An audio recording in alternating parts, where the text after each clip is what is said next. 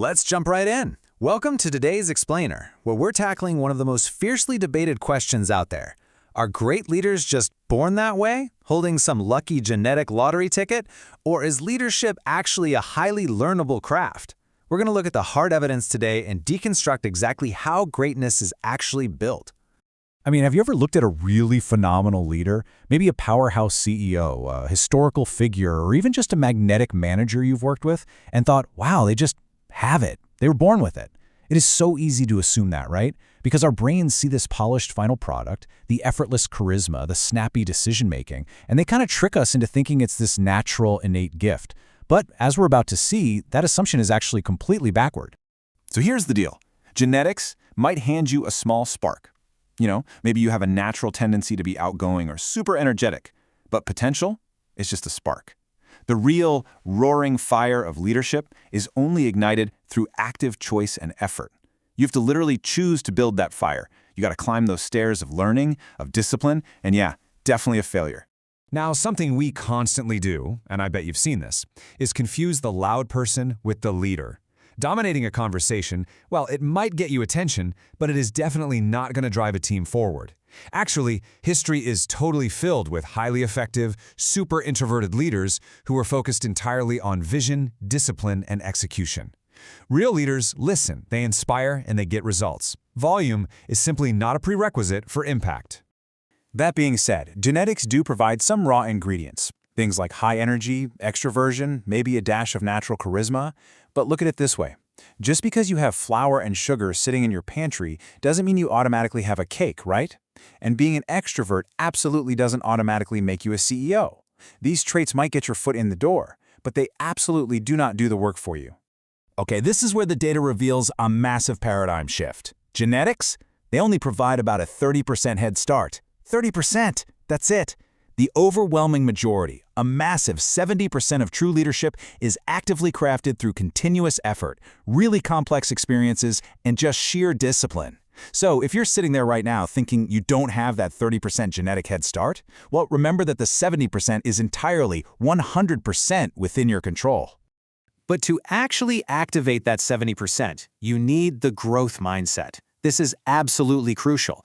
It's the essential mental framework that overrides our default reliance on natural talent. Because if you don't actually believe your abilities can be developed through deliberate effort and continuous feedback, well, you simply aren't going to put in the work. It is literally the engine of your leadership development. A really great way to think about this is that leadership is a muscle. One person might walk into the gym with that 30% genetic head start in baseline muscle tone. But if they just sit on the couch while someone else consistently trains hard and pushes through all that resistance, well, we all know who wins that match. Without heavy lifting, a genetic baseline is pretty much useless. So what exactly is this heavy lifting? Well, it demands consistent training. It's that daily discipline, the choices you make when absolutely no one is watching. It's getting practical experience in those messy, really uncomfortable real-world situations. Add in finding the right mentorship, and the equation becomes crystal clear. It's repetition, plus patience, plus persistence. That is what equals strong leadership. Because honestly, nobody is born with a master's degree in strategic thinking hard-coded into their DNA. No way. Things like public speaking, active listening, emotional intelligence, these are incredibly complex tools. They aren't inherited, they have to be actively learned, aggressively practiced, and then refined over a lifetime. Okay, so we know the mechanics now, but you might be wondering, where's the proof? Where's the historical evidence that immense pressure actually forges this character, and that these skills are systematically taught rather than just, magically handed down to folks? Well, let's take a look at history. Consider Nelson Mandela. He's globally revered, right? But his crucible was 27 years in an impossibly high-pressure prison environment. He wasn't born with some biological mandate to survive that. Actually, scratch that. It was because of that extreme adversity that he actively forged profound resilience, unwavering patience, and radical forgiveness, day by grueling day. And we can look back centuries to see this being taught systematically, too. Take the legendary mentor-mentee relationship of Chanakya and Chandragupta Maurya. Chanakya didn't just cross his fingers and hope his protege would magically turn into a great emperor. No, he relentlessly trained him in statecraft, in economics, and in military strategy. Leadership has always been a craft passed down through deliberate practice.